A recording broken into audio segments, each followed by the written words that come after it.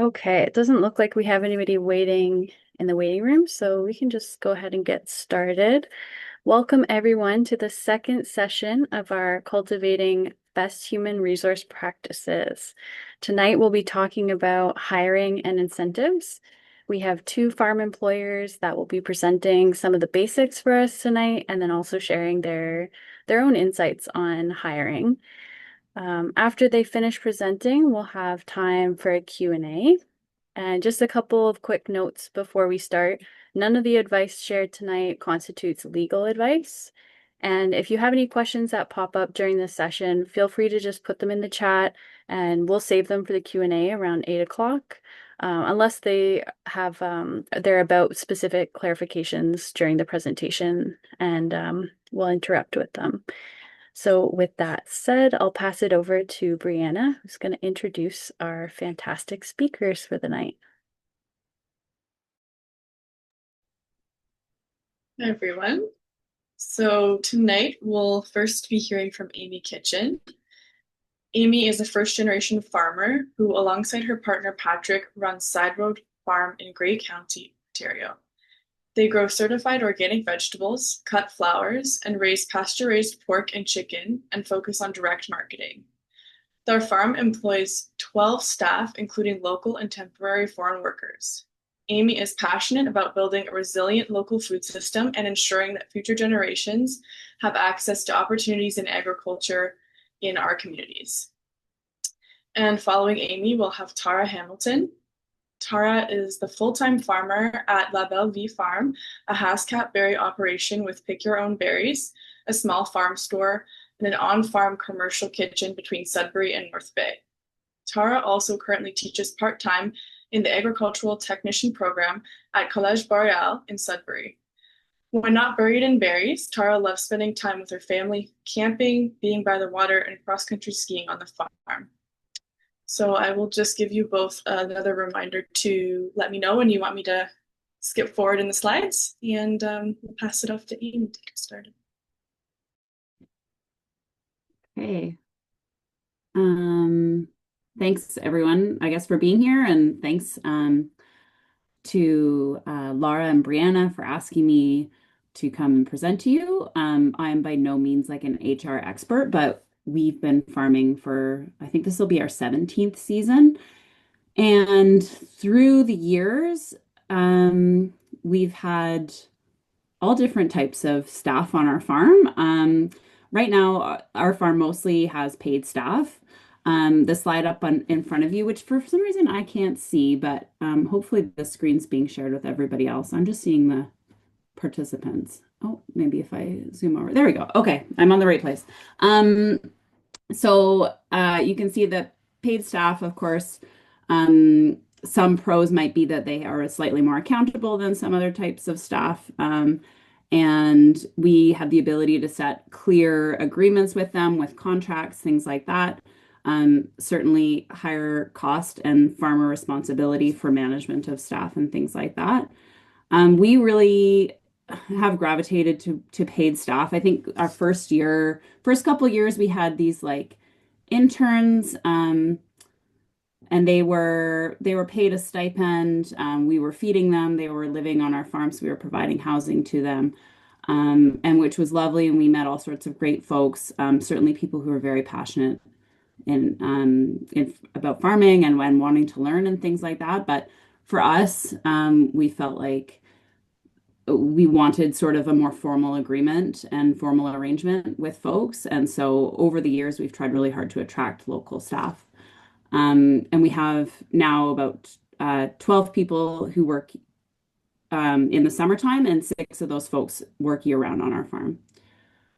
We also have volunteers at our farm. This is something that I was really reluctant to have at first, but we had some really wonderful ladies approach us about 6 years ago, both in their 60s, both recent retirees, both going through some life stuff, and they came to us. They had heard about us at the farmers market and approached us and said, "Hey, like, we really want to come help you out. We think you guys need help." the time I think they realized that we had a couple of small children and we really did need help. And they've been just such a breath of fresh air, to be honest with you. They've come back for 6 years. One comes year round, one comes seasonally. All of our staff love them. They bring cookies, they bring their energy, they help out in the field harvesting and washing veggies in the wash and pack area.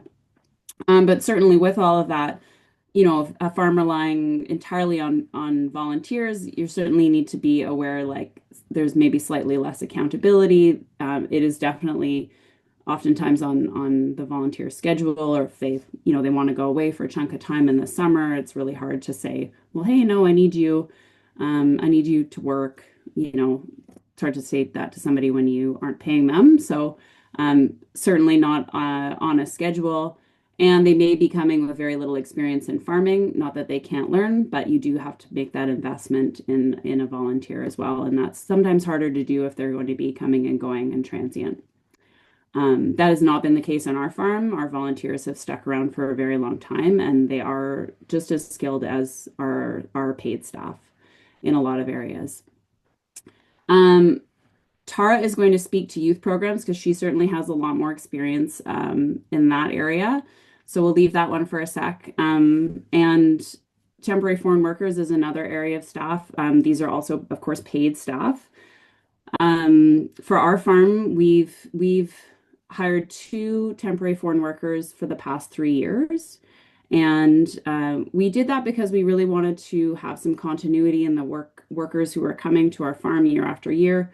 We've been feeling ourselves like there's a lot of effort to hire and train new staff, and sometimes the local folks can be a little bit more transient. And just due to their lives and their ages, we were often having university students come, and they maybe would come to the farm for a few years in the summer, and then they would be needing to find full-time work after. So certainly for us, having temporary foreign workers who come back year to year, they often come, we found, highly skilled. They have their own farms. The folks who are working on our farm are coming from Mexico, and one of them has his own vegetable farm in Mexico, managed by himself and his wife. And they teach us a lot of things, which is really quite an amazing relationship. The cons that we've got listed up here is that the system itself is a bit tricky to navigate. And I would say that certainly, yes, in the first year that you have to kind of get a sense of how to navigate the paperwork involved in the SOP program. We hire a third party called Farms, and the cost is very minimal for us, only hiring 2 workers. I think we pay them about $100 a year to do a check of our paperwork before it goes to Service Canada, and then they also do all the recruitment and booking the flights and the travel. There's certainly some additional costs, like we are providing housing. You're responsible for transportation and things like transporting your workers to the grocery store every week and to the bank and things like that. There's a little bit of extra cost in terms of paying for their extended benefits while they're up here as well. And we can definitely talk about that if anybody's interested in the program, maybe more in the Q&A. Okay, I'll turn it over to Tara. Sorry, Tara. Oh, you're on mute. Thanks, Amy. That's something I have a bad habit of doing, is leaving myself on mute. My name's Tara, and as I mentioned in the chat, we farm up near Sudbury, and we're mostly a Haskap berry grower, but we do a few other things as well. We have a small market garden. We experimented with controlled environment aquaponics, but mostly Haskap. So most of our experience with hiring, if we can go back to the slide just before this one, Brianna, what's that? Is through youth programs. So I'm a teacher by training. So it's a way for me to satisfy that teacher urge, is to have young people on board with us. So they are all paid. And we mostly hire through Canada Summer Jobs, as well as Agriculture Canada's Youth Employment Skills Program, which is a wonderful program. And the benefit of both of those is you get subsidized wages. So with CSJ, we get a 50% wage subsidy for I get 8 weeks a year, which is really what we need to get us through our busy season. And we have about 3 to 4 Canada Summer Job students every year. And then I usually hire one through the YES program. And that program will be opening up usually in February at some point. It opens up. And uh, it's a way to have a 50 to 80% wage subsidy. If you hire youth facing barriers to employment, it's an 80% wage subsidy. And you can have them on board with you for up to a year, which is really nice. And it doesn't have the same kind of 35 hours a week that summer jobs requires. So you can bring them on full time. In our case, for the 4 years that we've done it, we've had young people that we've really encouraged to move on to other things and go back to school or try going back to school or finding, something more in line with where they want to go. And so they've left to go to those other things and then come back. So Agriculture Canada actually refers to it as an intern program, but it's not like the old school intern programs. They get paid a full wage and we pay them a living wage. The other really nice thing about that program is if you do hire youth facing barriers to employment, there's up to $5,000. It's where you get 4,000 back. It's 80% subsidized that you can use towards benefits, which we can talk about a little bit later. And then the other thing that we do, just because of the nature of our business, is that we do hire harvesters. So they are hired, they are paid staff. They're mostly international students who have work visas. They have the appropriate work visas. You have to make sure that they're valid for sure. And we base their pay on what's reasonable to expect an experienced harvester to bring in on an hourly basis. So there's some math involved, but basically all of these young people, the ones that stick around, are much faster than me when I pick. And so they tend to make upwards of $25 to $30 an hour. There's some disadvantages with harvesters in that you can't have the same kind of scheduling expectations. There's a higher degree of flexibility with them, and they kind of come and go a little bit more. So it's a very stressful time still for me managing 12 to 15 harvesters. So we're actually hoping to mechanize and bring people on full time for that 6 to 8 week busy season. Brianna, if you could go to the next one, I'll just talk a little bit about capacity because I think it ties into those of us who have a really super busy season that's short and condensed.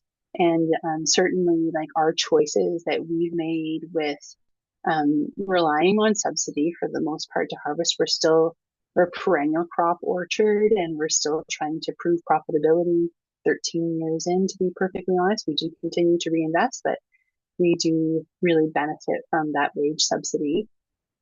And these questions, I really loved this slide when Laura shared it with us preparing for this meeting tonight. The questions that you need to ask yourself about, like, what are you willing to do for these people that they become very much part of your farm family, and where are your boundaries with them? And so for me, with this, teacher kind of mama heart, it's been really important for me to set limits around what I'm willing to do for the staff that come and work on our farm, as well as identifying from more of my business owner hat on what it is that I don't want on my farm and how much capacity I have for training, especially in that condensed period. You only have staff for so long. What are the very clear roles and what do you have capacity to manage with the people that you're bringing on? Now, NFU has this lovely spreadsheet that Laura shared in the resources for our gathering tonight that had a wonderful way to look at It's actually on the next slide, Brianna, about asking about budget questions, this labor productivity ratio. And for me, when I looked at this slide, it was like, oh, I don't fit into this. And I think the main message behind it is that just do the math. So figure out what it is that you can afford. And for us, the spreadsheet shows like by crop. For us, we calculate mostly based on activity. So we look at field work, product transformation, because we do a lot of value added transformation, and then also sales, and calculate kind of our budget for um, staffing based on those activity areas rather than on the crop. So we adjust that calculation also based on our goals and where we want to increase things in the coming year. Say we want to increase our farmers market sales by 15%, then we correlate that to our staffing needs. But there's a really great spreadsheet. Just I think it's a wonderful start for us too. I'm definitely going to be looking at that and how we can take some of the components and tweak it into our own calculations. I think so. Just when you're calculating labor needs, the other note that I made is just to make sure that when you're tracking your own hours, you make an educated guess of how long it takes you to do something. So I do this all the time, trying to figure out cost of production of things, and also for staffing reasons. And then it's really important to track how long it takes your workers to do that activity as well, and continue to adjust and find efficiencies so that you get really good value for however it is you're staffing, whether it's your time or your staff's time. I think that's just about it for me. This slide, Brianna. I'm going to switch back to Amy for job descriptions.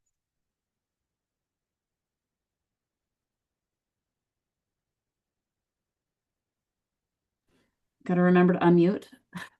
We're getting this. Yeah, so developing job descriptions.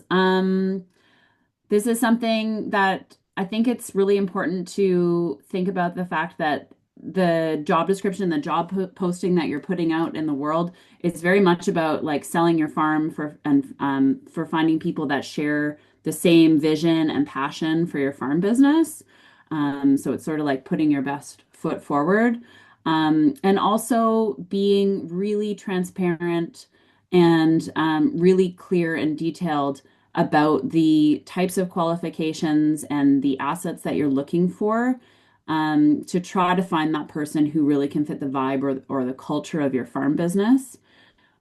Um, and with that, like clear expectations, but also really try to remain um, open-minded with regards to the exact experience that people are bringing, versus like what types of skills or assets do you see that maybe could be transferable. So, one example I'd say, like for us, I have a really hard time when we do put out a job posting asking for any type of farm experience, just because I know that in the past, there's very few people in our area from the pool of local folks who would be attracted to this type of work who have had relevant on-farm experience. So that's something that I often say, like that might be an asset. But I do think that there's certainly people who can come into farming and have an experience and become very excellent farm workers with the right training who don't already have that experience. Um, so for our farm, we also try to make sure that we have things really clear in the job description around like working in all weather and being really clear about what the job actually is. For us, I think there's one thing that people see on like maybe our Instagram or social media. They see like beautiful flowers, they see really cute animals, they see our lovely setup at the farmers market. Um, and they sort of maybe have their own ideas around what the work might look like. And so this is your first opportunity or our first opportunity to be really clear about what the job is. And for us, I would say more than 50% of the labor that we're hiring is for harvesting, washing, packing. And I even write that. I sometimes write it 3 times just as a little haha. You're going to be harvesting, harvesting, harvesting. And that way people can kind of get a sense that some of the job might be a little bit repetitive. Certainly working outside in all weather means that they need to be prepared for that. And, we don't take rain days, things like that. So just try to be really clear about what you're putting out there, and so that you can attract applicants who have clear expectations of what the job is before you get to that next step of interviewing them. One tip we wanted to share is when you're developing this, perhaps for the first time, or if you want to tweak your job applications or your job descriptions, is to take a look around at some of the farms in the area that you respect, or maybe farms further afar, and just see what their job postings look like. I do this. I go on Good Work Canada or Food Work, and there's usually some really highly respected farms on there who are doing their hiring for the season, and you can get a sense of the types of qualities and things that they're looking for, as well as what they're listing in terms of their compensation package. It is, I think, really important, and certainly says on the slide here, like, be really clear and open and transparent about the compensation. Like, don't put that in a little black box only to come out later that maybe your hourly wage doesn't meet the candidate's expectation. So just better to be clear about that up front. Okay, I think we can go to the next slide. Oh, I should say, there's all sorts of great resources. I wanted to highlight, sorry for back on the slide before. You don't have to move back, Brianna, but in terms of equity and inclusion, there's a great resource, How to Write a More Equitable Job Post, that was sent out to you. So certainly take a look through those resources. I think there's some things that we could all learn. Certainly things that I could learn for our farm in terms of tweaking that. Okay, so building an incentive package. So when you're hiring, and maybe even perhaps for maintaining current employees, it's really important to think about your incentive package sort of beyond just the financial compensation piece, but all the types of incentives. So benefits, lifestyle, financial compensation, and personal development. And when you're thinking about building this incentive package, obviously you want to ground it within the financial realities of your farm, or maybe where your farm is projected to go for the next season or the next 5 years.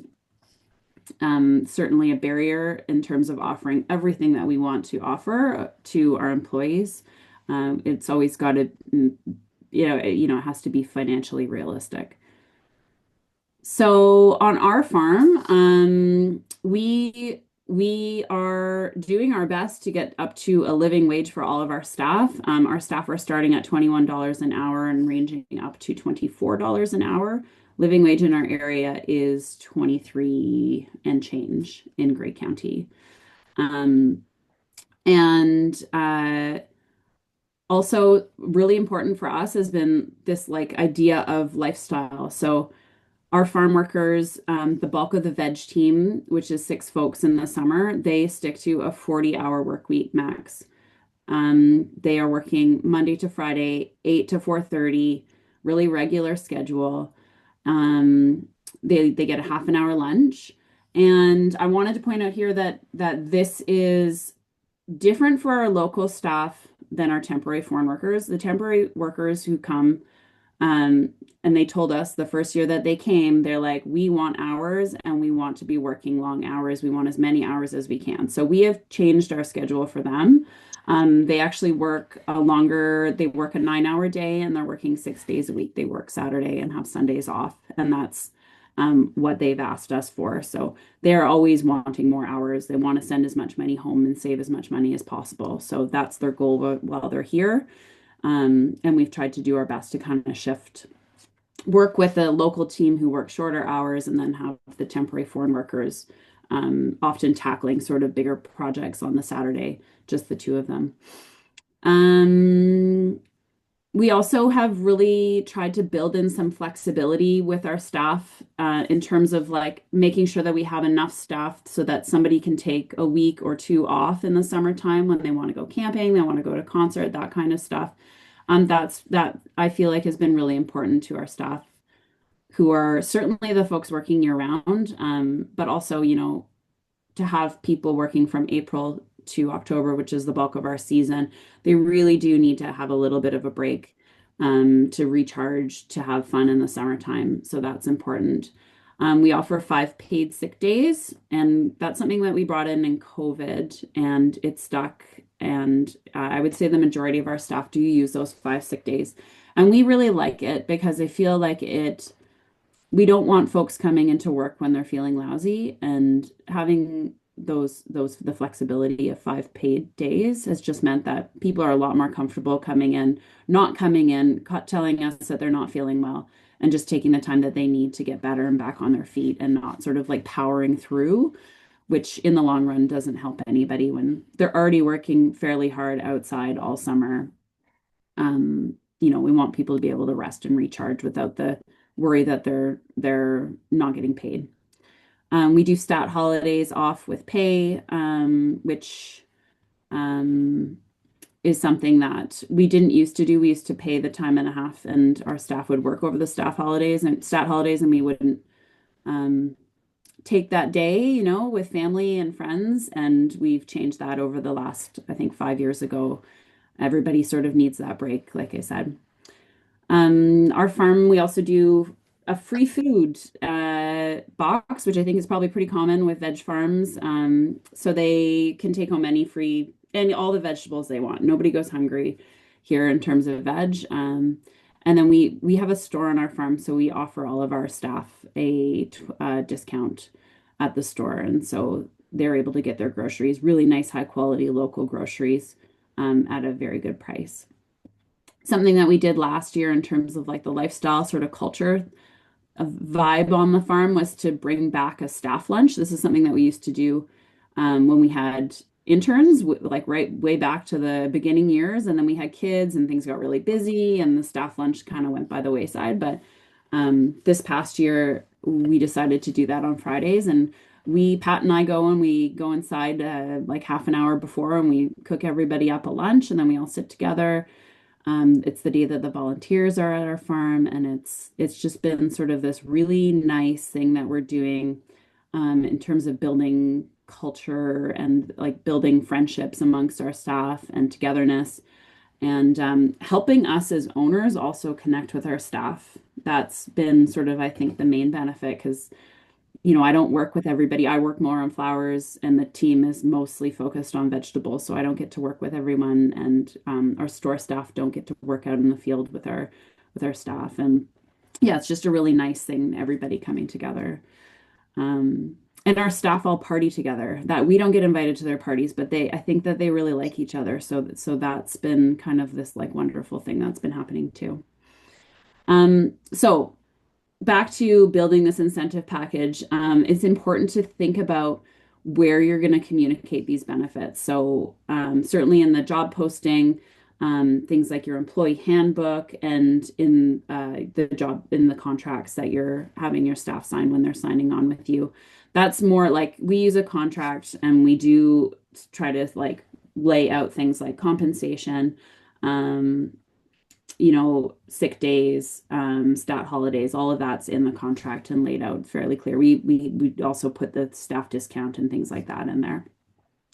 It's important to be willing to adapt your incentive package too from season to season, sort of based on the job market and also your learnings from this previous season. And also I think from feedback from your staff too, like things that they would like to see, priorities that they have.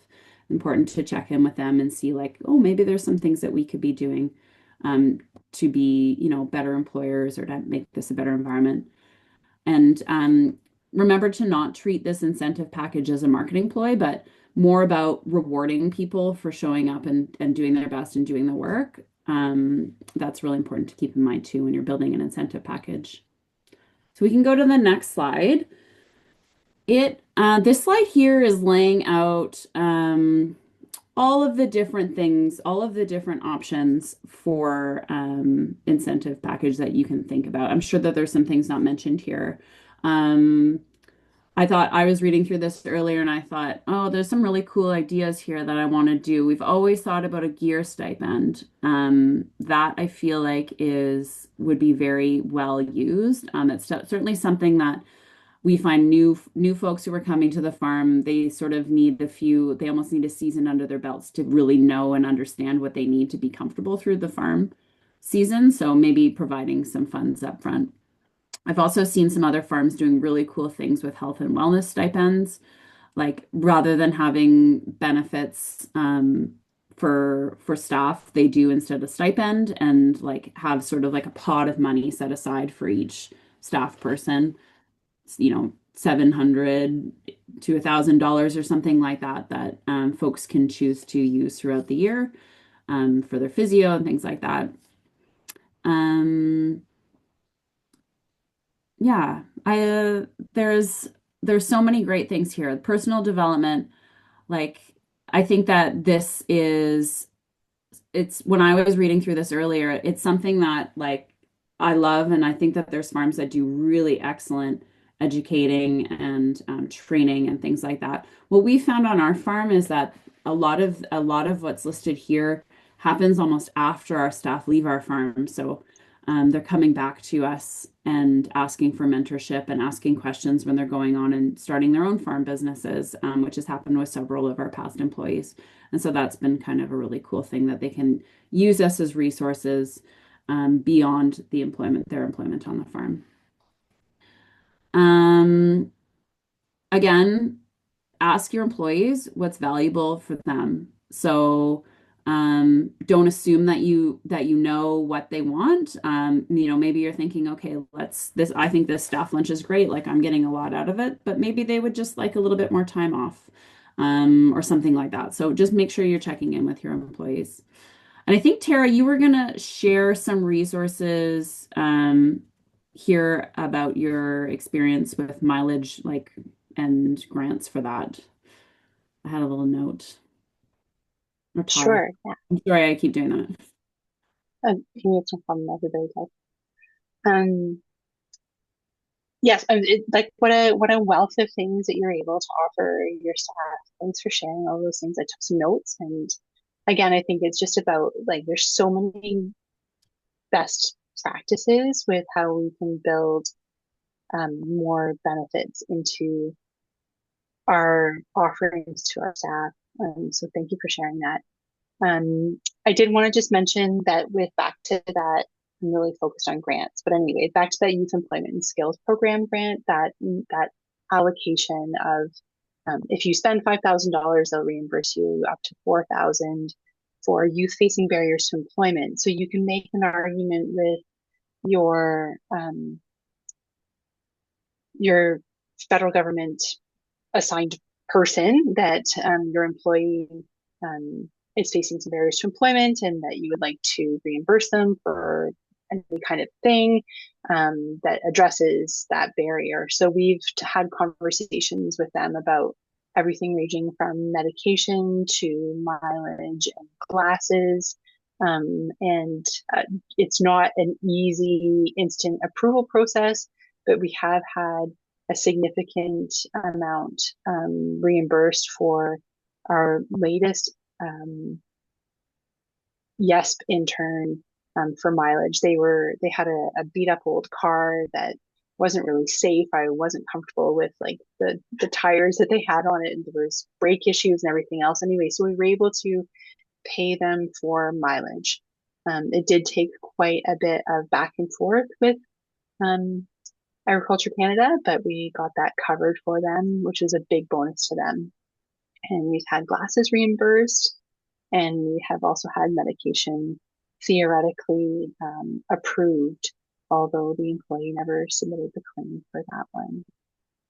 Just to echo Amy on a few things, some similar things that we've done here. So again, with our harvesters, they come in the morning. Our berry crop is very heat sensitive, so we do have to take a pause midday when it's too hot often.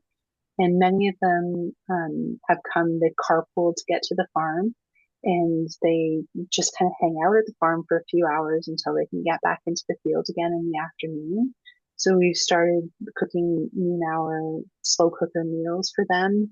And that experience has really just paid off in loyalty and sense of community. It's a really diverse group of people from mostly from the Francophone diaspora in the world.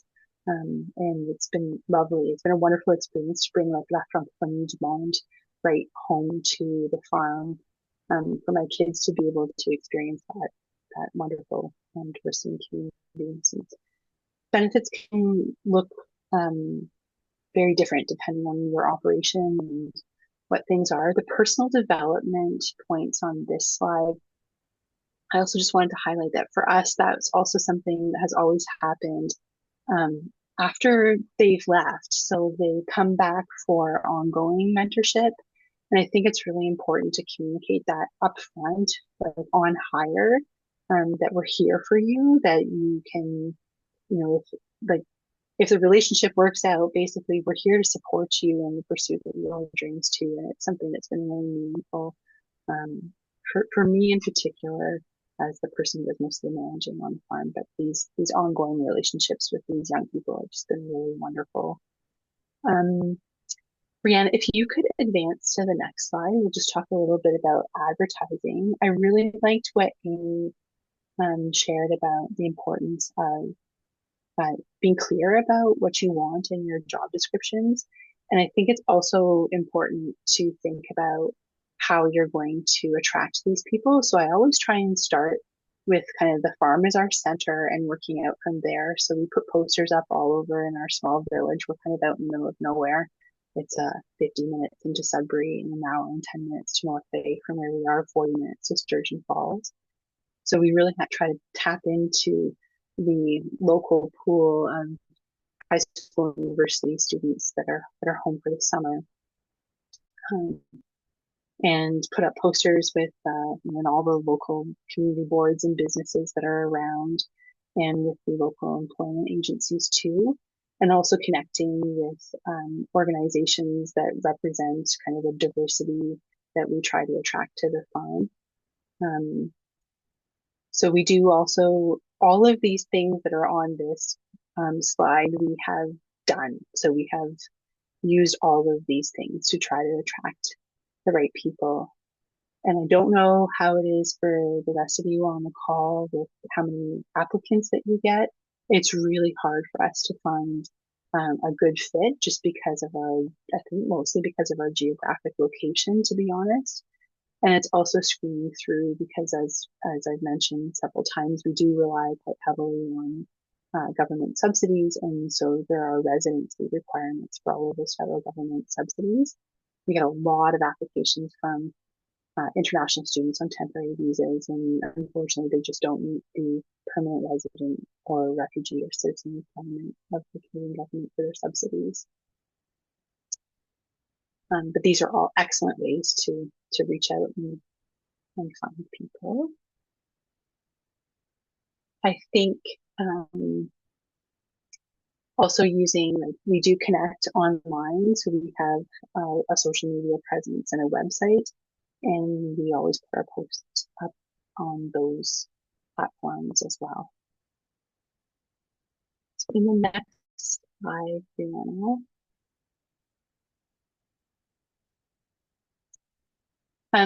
So something that we do to kind of have staff share their perspective of the farm is I do tend to do hiring once we're already operational and we've got hopefully someone coming back from last year at the farm.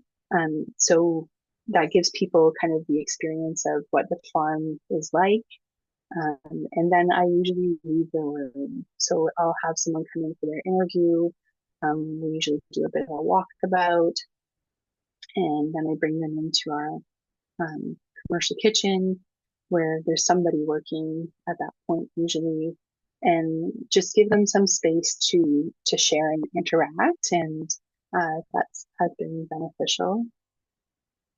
It seems to help interviewees know that whether or not our farm is a good match for them.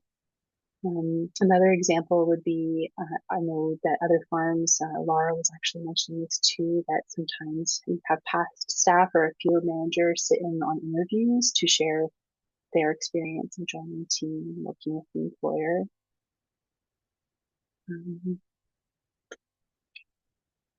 And there was another point here too, of like you may be able to leverage social media from other staff that share their experiences online working on the farm. I've seen that with some really excellent farm employers in our region. And then in the next slide, we're going to talk a little bit about interviews. So my favorite interview technique, Brianna, if you want to find it.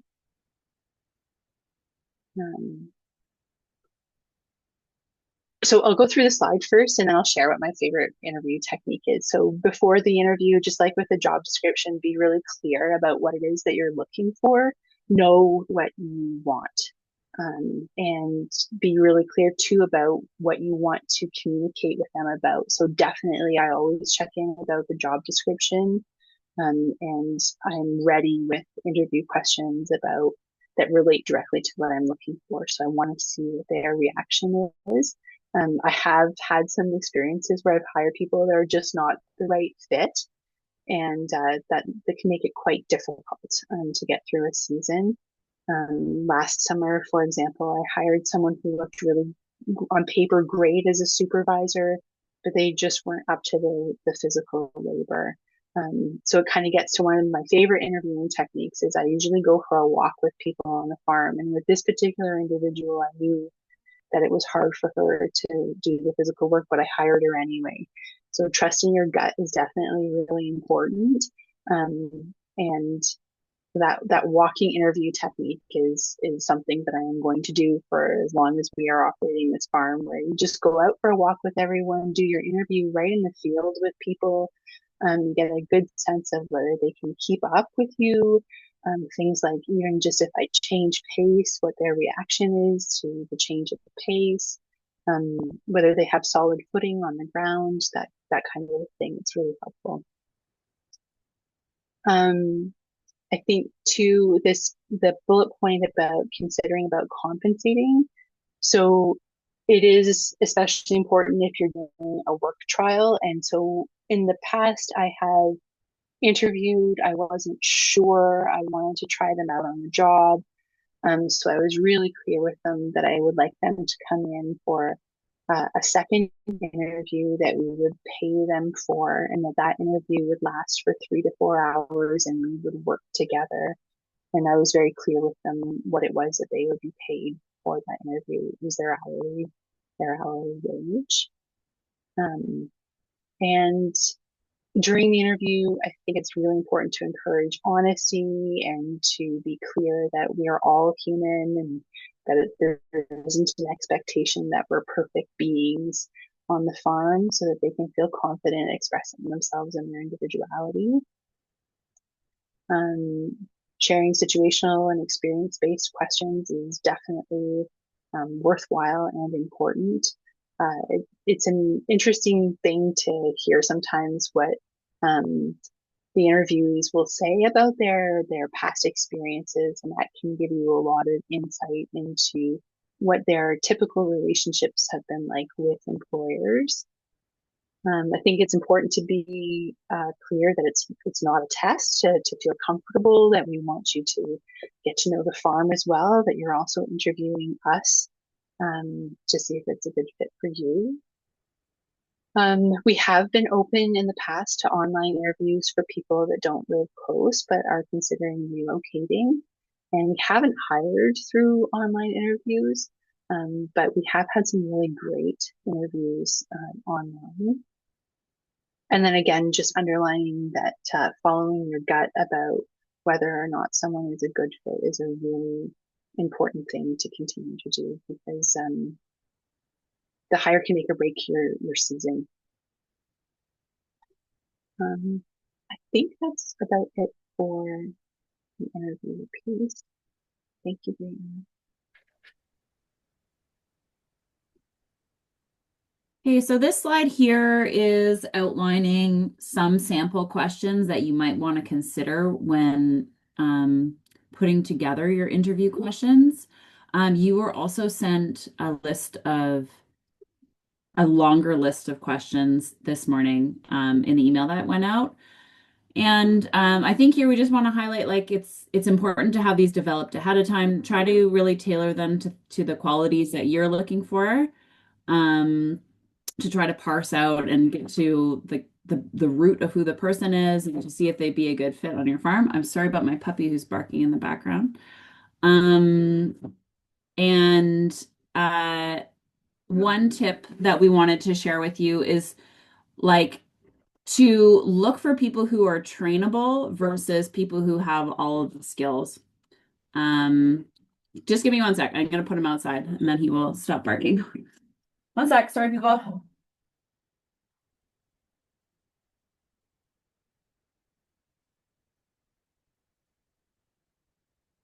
Sorry about that. Um, so like I was just talking about to look for people who are trainable in an interview. So what are the things that you think are like important for the person to have inherently? Like what skills or qualities do they possess? Are they a nice person? Are they nice to be around? Um, would they fit with the vibe that your staff team has? Those are all things that sort of like you want to parse out whether that person already has that versus the skills that say like do they know how to identify pests and diseases in your field? You know, that's something that's trainable. I also think about try to decide in the interview like whether the person has transferable skills. Um, that maybe don't come from a farming background. So I was just talking with somebody this morning, actually, a consultant who's doing a little bit of work for our farm, and she was telling me like, oh, well, when she used to have a farm, some of the best folks that they hired had sports backgrounds, and I thought that was really interesting. Um, because she figured it's like they've grown up really working hard. They are coachable.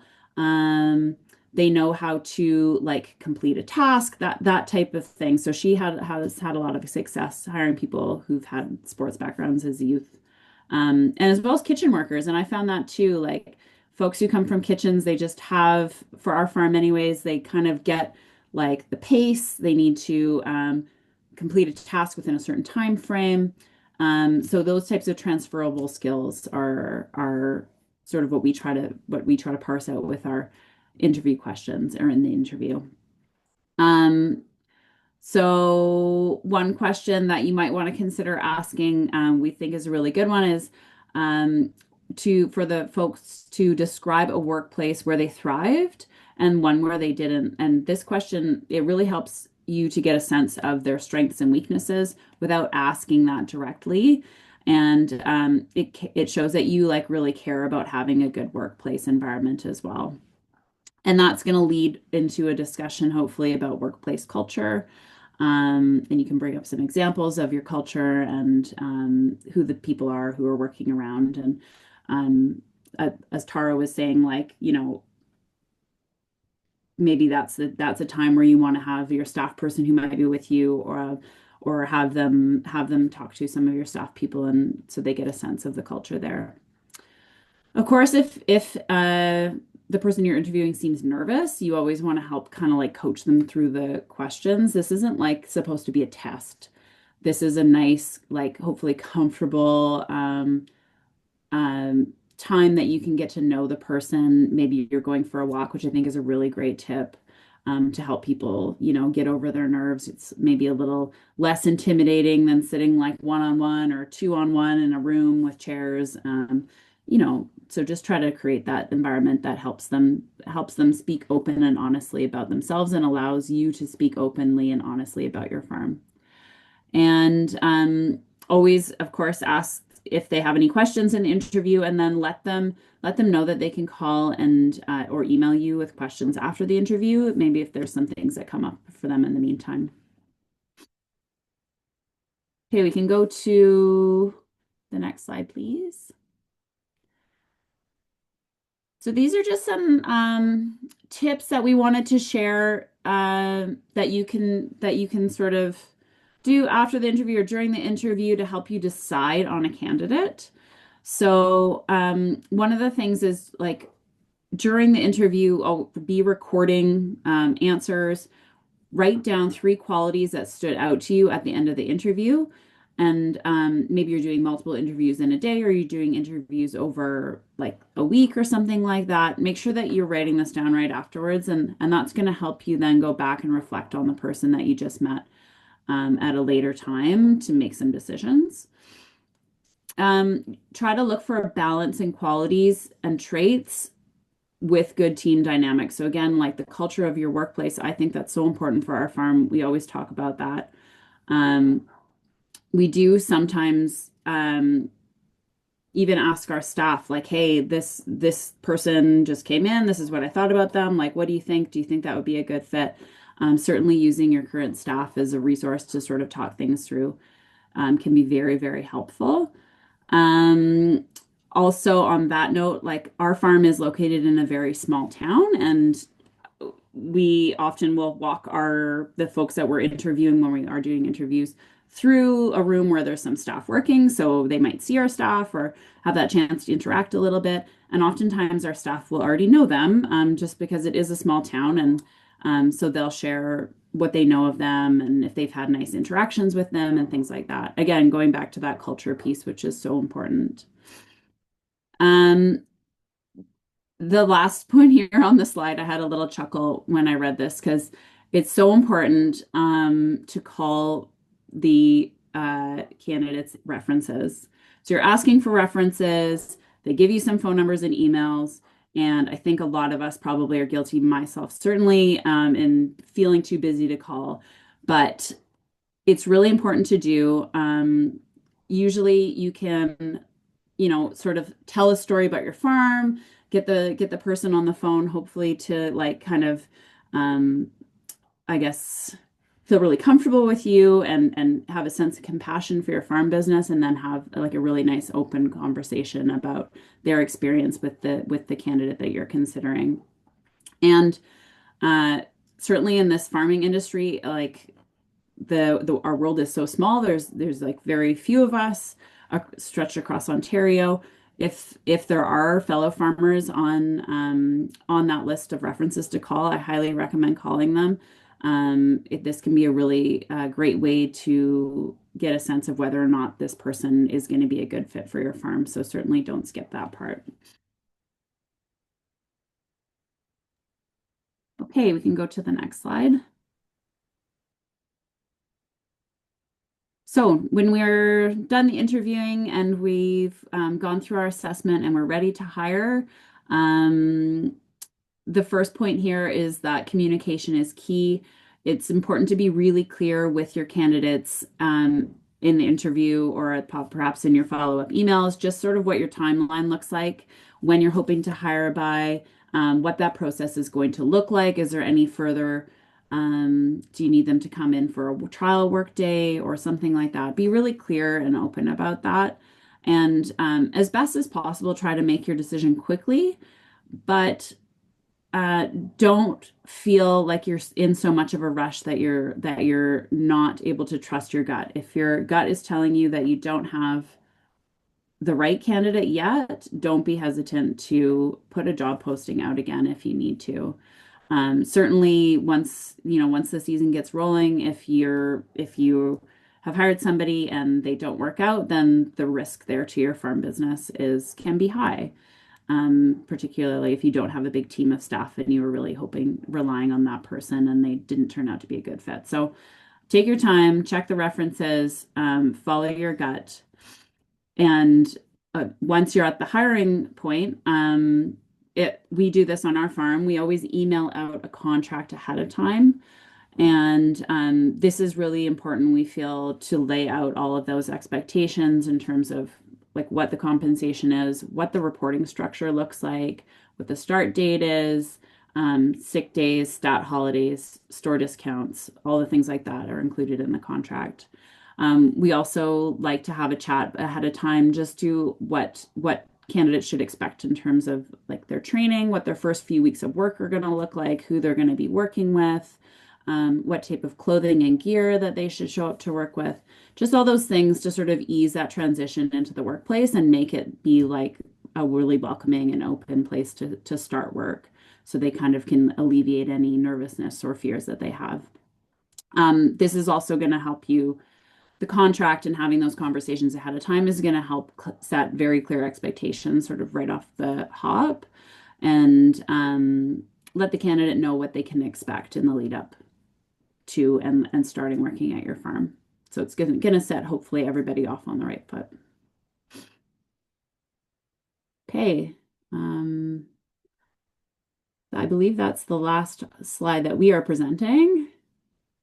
That's right. So we're starting the Q&A now. So if anybody wants to unmute, they can, or they can put their question in the chat. And thank you so much to Amy and Tara for sharing all that information.